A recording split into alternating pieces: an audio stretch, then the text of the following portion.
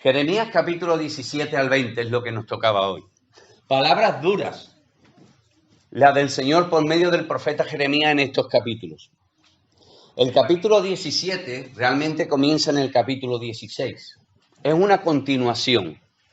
Ya algo pudo tocar nuestro hermano Efraín la semana pasada, aunque por causa del tiempo, el dichoso tiempo, ¿verdad? A veces no se puede tocar todo lo que uno quisiera, y yo voy a intentar tocar hoy todo lo que pueda de ello. Y comienza el capítulo 17 diciendo: el pecado de Judá está escrito con cincel de hierro y con punta de diamante, esculpido en la tabla de su corazón y en los cuernos de sus altares. Fijaos con qué profundidad estaba arraigado el pecado en el pueblo del Señor. Con qué profundidad estaba arraigado el pecado en el pueblo de Judá, de los habitantes de Jerusalén. Dice que estaba grabado con cincel de hierro y con punta de diamante. Y como creo que la mayoría lo sabemos, la punta de diamante es lo más duro que hay. Lo más duro que hay. ¿A qué profundidad llegó el pecado en el pueblo de Israel? Pero ¿cómo cambiar un corazón así? Un corazón así no se cambia. Un corazón así no se pule, sino que se cambia realmente por otro. Dice Ezequiel, capítulo 36, versículos 24 al 27, y yo os tomaré de las naciones, dice el Señor, y os recogeré de todas las tierras y os traeré a vuestro país. Esparciré sobre vosotros agua limpia y seréis limpiados de todas vuestras inmundicias, de todos vuestros ídolos os limpiaré. Os daré corazón nuevo. No dice que transforma el corazón. Os daré corazón nuevo dentro de vosotros, y quitaré de vuestra carne el corazón de piedra, y os daré un corazón de carne. Y pondré dentro de vosotros mi espíritu, y haré que andéis en mis estatutos y guardéis mis preceptos y los pongáis por obra. Esa es la obra del Señor. Danos un corazón conforme al suyo. Quitar ese corazón esculpido con cincel de hierro, como en piedra, y danos un corazón fruto del amor y de la misericordia del Señor, para que reflejemos el amor y la misericordia de Dios al mundo, de que hay un Dios que los ama como nos ama a nosotros. Sigue diciendo, y me llama mucho la atención, mientras sus hijos se acuerdan de sus altares y de sus imágenes de acera que están junto a los árboles frondosos y en los collados altos, sobre las montañas y sobre el campo. ¿Qué herencia estaban dejando los padres a los hijos? Una herencia de idolatría, una herencia de pecado, de maldad, de perversidad, alejados de Dios. Y yo me preguntaba y reflexionaba, y os pregunto, ¿qué herencia estamos dejando a nuestros hijos, hermanos? ¿Qué testimonio tienen nuestros hijos de nosotros? ¿Es un testimonio de amor, de celo, de respeto, de temor hacia Dios? ¿O de indiferencia hacia Él? ¿Qué testimonio estamos dando? ¿Cuán importante es nuestro testimonio delante de nuestros hijos, delante de los jóvenes? No aquí, permitidme que sea directo, no aquí, en nuestras casas, en la intimidad.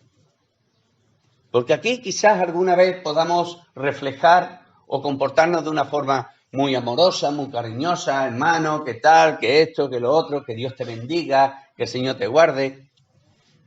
Pero en la intimidad quizás podamos comportarnos de una forma diferente.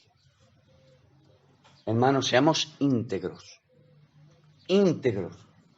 allí por donde estemos, allí por donde vayamos, que se puedan acercar, aquellos que nos necesitan se puedan acercar con confianza, que vean en nosotros personas de confianza, que podamos aconsejarles adecuadamente, que puedan decir de nosotros, este hombre es un verdadero cristiano, esta mujer es una verdadera cristiana, es lo que dice ser, porque lo demuestra no con sus palabras, sino con sus hechos.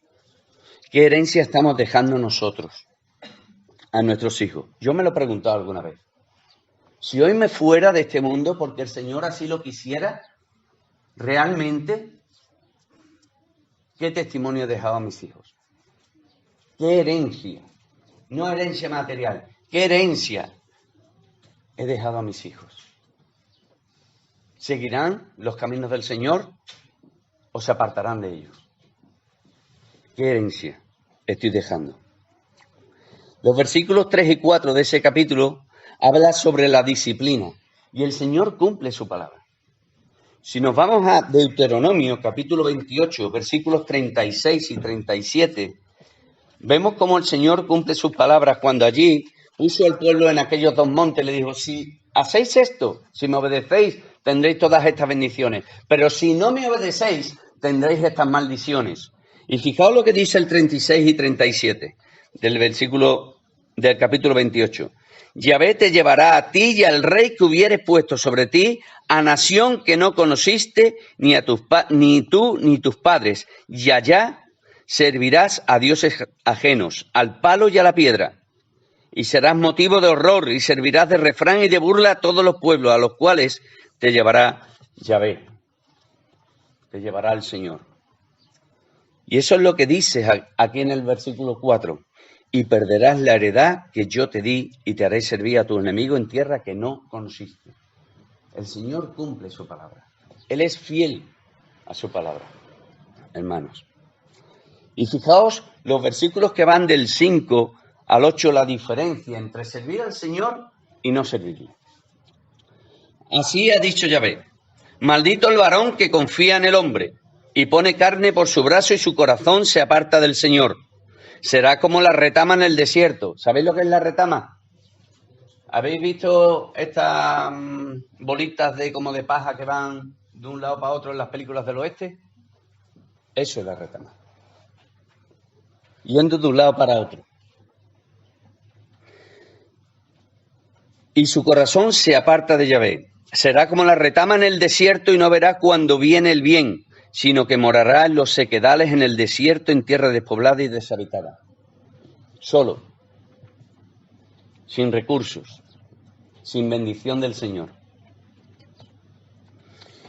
Y sigue diciendo el versículo 7, bendito el varón que confía en Yahvé y cuya confianza es Yahvé, porque será como el árbol plantado junto a las aguas, que junto a la corriente echará sus raíces y no verá cuando viene el calor, sino que su hoja estará verde y en el año de sequía no se fatigará ni dejará de dar fruto. ¿Os suenan estas palabras? Salmo 1. Salmo capítulo 1. Salmo capítulo 1. Salmo 1. Versículo 9. Engañoso es el corazón más que todas las cosas y perverso. ¿Quién lo conocerá? Dice la palabra del Señor: sobre toda cosa guardada, guarda tu corazón. ¿Por qué tu corazón? Porque es el motor. Porque es allí donde tomamos nuestras decisiones, hermanos. Donde proponemos todas las cosas en nuestra vida. ¿Os acordáis de Daniel? Que dijo que no quería comer la comida del rey ni el vino del rey. Dice en Daniel, en el capítulo 1, que propuso en su corazón no contaminarse con la comida del rey ni con la bebida del rey. En su corazón. Del corazón, hermanos, salen los buenos frutos y los malos frutos. Lo dijo el Señor, Lucas capítulo 6, versículo 45. En Deuteronomio, un libro que a mí personalmente os confieso que me encanta, es el más citado por el Señor Jesucristo, dice allí que guardemos nuestro corazón. Guardemos nuestro corazón. Yo me pregunto, y os pregunto, ¿de qué estáis llenando vuestro corazón? ¿De qué está lleno vuestro corazón? ¿De qué está lleno mi corazón? ¿De qué lo alimento? ¿Cómo lo estoy alimentando? ¿Cómo lo estás alimentando tú? ¿Qué le estás dando? Porque en palabras del Señor Jesucristo, de la abundancia del corazón, habla la boca. ¿Qué hay en tu corazón y en mi corazón? Versículo 10. Dios es el juez de todo. Yo, Yahvé, que escudriño la mente, que pruebo el corazón para dar a cada uno según su camino, según el fruto de sus obras. ¿Quién es el que mejor nos conoce, hermanos? ¿Nosotros mismos? No, el Señor. El Señor conoce hasta lo más íntimo de nuestros corazones. Él conoce hasta las más íntimas intenciones de nuestros corazones. A Dios no puede ser burlado, como dice Pablo en su epístola en Gálatas 6, 7 y 8. Dios no puede ser burlado, no se engañéis. Lo dice. Dios no puede ser burlado, pues todo lo que el hombre sembrare, eso también segará. Porque el que siembra para su carne, de la carne segará corrupción. Y eso es lo que segó el pueblo de Israel, el pueblo de Judá. Mas el que siembra para el Espíritu, del Espíritu segará vida eterna. Vida eterna. Versículos 3 y 14. Me llama mucho la atención porque estas son palabras de Jeremías directamente al Señor. Oh Yahvé, esperanza de Israel, todos los que te dejan serán avergonzados, y los que se apartan de mí serán escritos en el polvo, porque dejaron a Yahvé manantial de aguas vivas. Manantial de aguas vivas. Sáname, oh Yahvé, y seré sano. Sálvame, y seré salvo, porque tú eres mi alabanza. Porque Él es nuestra alabanza. Porque hemos sido salvados, no por méritos propios. El Señor salvó y salvará a su pueblo no por sus méritos, sino por los méritos del mismo, por los méritos de Cristo. Dice en Juan capítulo 4, versículos 13 y 14, hablando con la mujer samaritana. Respondió Jesús y le dijo, cualquiera que bebiere de esta agua, se refería a la del pozo, volverá a tener sed. Mas el que bebiere del agua que yo le daré no tendrá sed jamás, sino que el agua que yo le daré será en él una fuente de agua para que salte para vida eterna. Él es el dador de la vida. Él es el agua viva. Un poquito más adelante, Juan capítulo 7, versículos 37 y 39, dice el Señor Jesús, si alguno tiene sed, venga a mí y beba. El que cree en mí, como dice la Escritura, de su interior correrán ríos de agua viva, porque Él es el origen, Él es el manantial de donde surge todo. Esto dijo del Espíritu que habían de recibir los que creyesen. ¿Quién es el que salva, hermanos? El Señor. ¿Quién es el que nos sana? El Señor. Y solo el Señor, y nadie más. Podemos confiar en nuestros propios esfuerzos, nuestros propios méritos, pensar de que, como muchos piensan fuera, de que, bueno, yo hago cosas buenas, seguramente iré al cielo. Ningún hombre será justificado delante de Dios por las obras. Por gracia sois salvos por fe, no por medio de las obras, para que nadie se gloríe.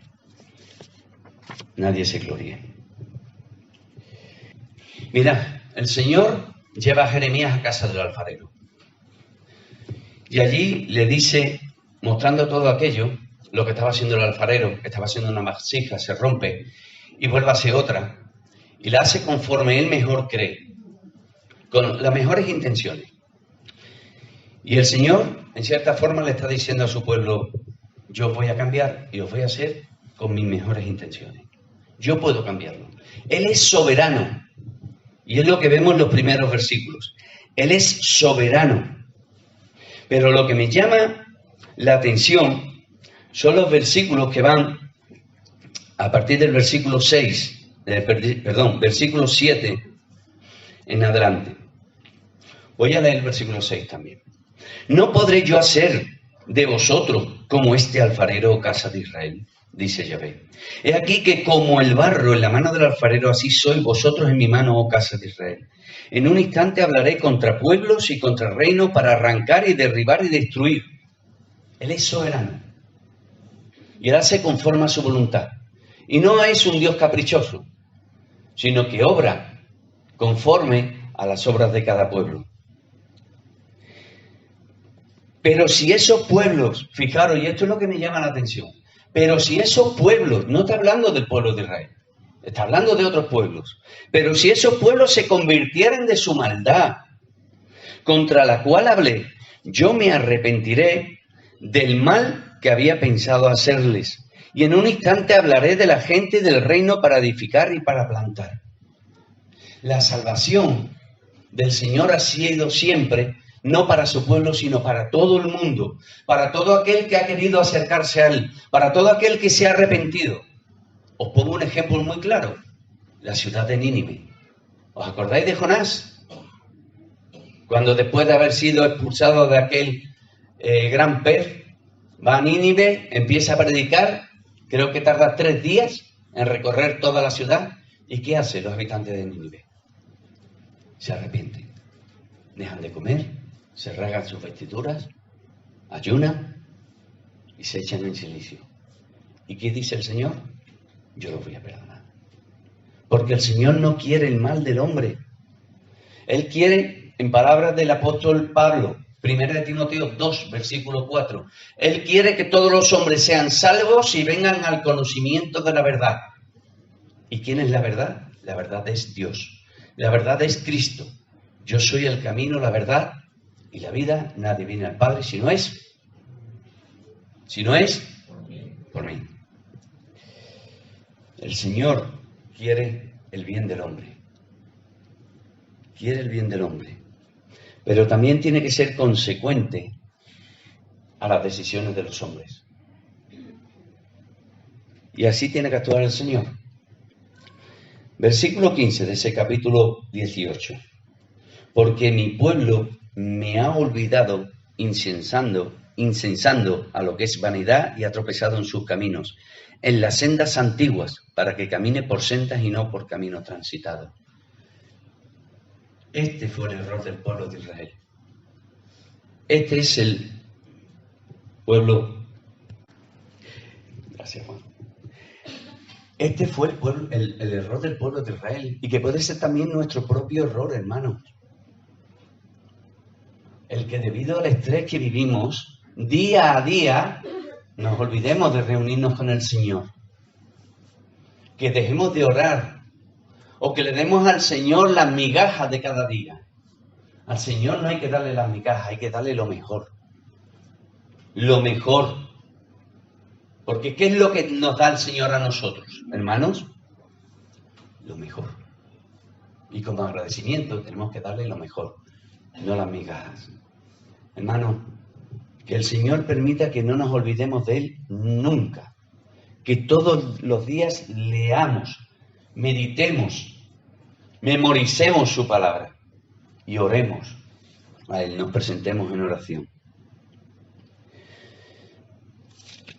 En el capítulo 19, voy a dar un pequeño salto hablando de esto, en el capítulo 19, versículos 4 y 5, fijaos lo que dice también, porque el Señor se reitera en sus palabras, porque me dejaron y enajenaron este lugar, es decir, hicieron extraño este lugar, y ofrecieron en él incienso a dioses ajenos, los cuales no habían conocido ellos, ni sus padres, ni los reyes de Judá, y llenaron este lugar de sangre inocente.